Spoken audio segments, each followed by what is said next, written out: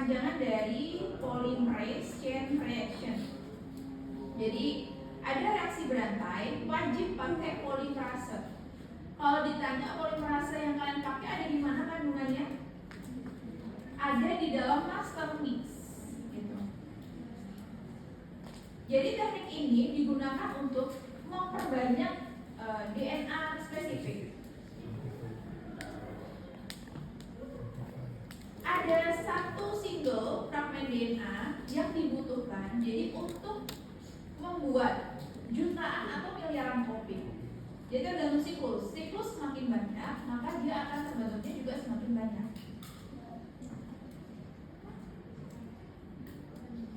Nah jadi device-nya simple.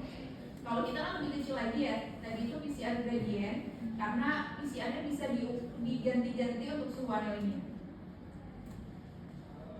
Jadi device-nya itu bisa kita mainkan suhunya naik turun.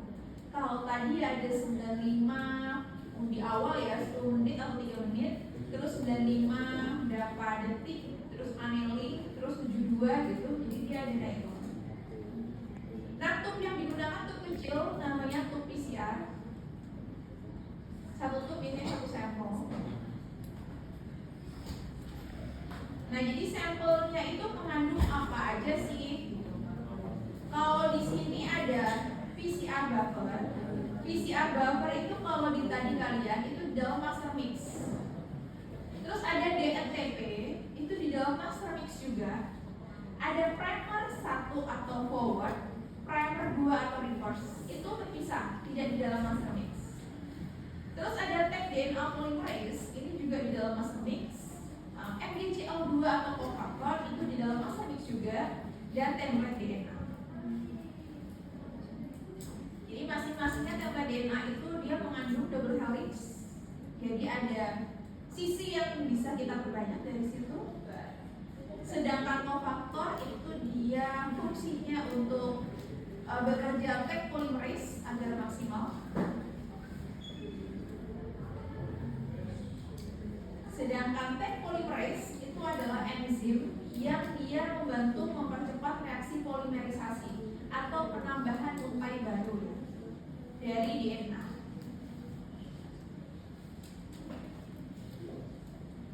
Ada primer 1 dan 2, karena untainya 2, terus terpisahkan menjadi masing-masing untaian, maka kita butuh 2 primer untuk mentarget satu gen.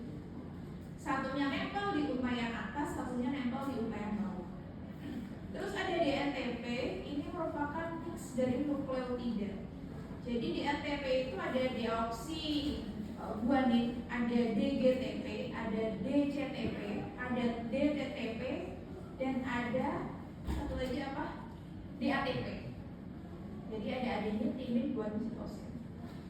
Dia merupakan bahan untuk menambahkan adenin, guanin, timin, sitosin.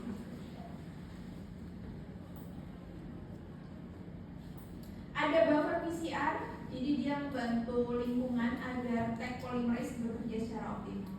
Semuanya dicampur jadi satu. Kalau kalian tadi lebih simpel, cuma master mix, primer, DNA, sama DNA2O. Terus programnya di setup. Masing-masing primer atau DNA itu punya program tersendiri. Kalau di sini ada denaturasi awal itu di 94, tapi kalau kalian tadi di 95 ya. Jadi step ini itu digunakan untuk mengaktifkan tag DNA polymerase. Namanya hot start biasanya.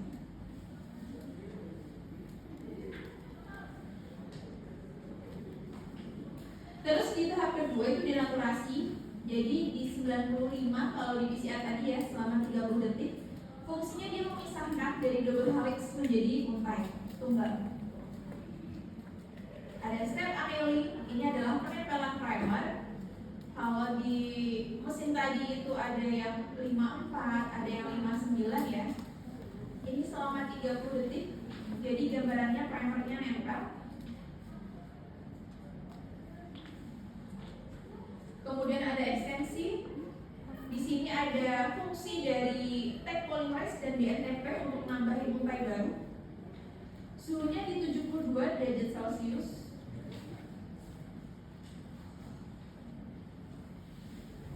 Jadi akhirnya ada omet baru yang terbentuk.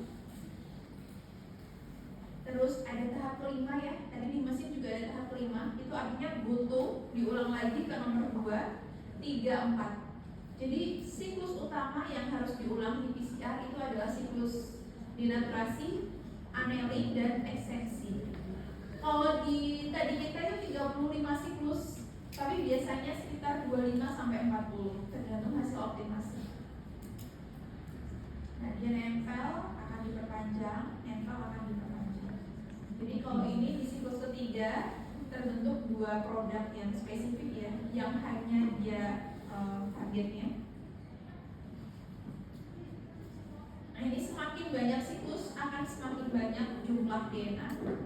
Jadi number of cycles misalnya di 9 itu sudah sekitar 500 tadi, 20 104 juta ya, 30 107 juta gitu. Kalau zaman dulu sih 4 jam ya, kalau tadi sekitar cuma 1,5 jam. Semakin kesini alat-alat akan semakin canggih, semakin cepat dan semakin efektif. Nah, hold-nya di 4 derajat. Jadi dia akan menghold itu agar tag polymerase tidak aktif.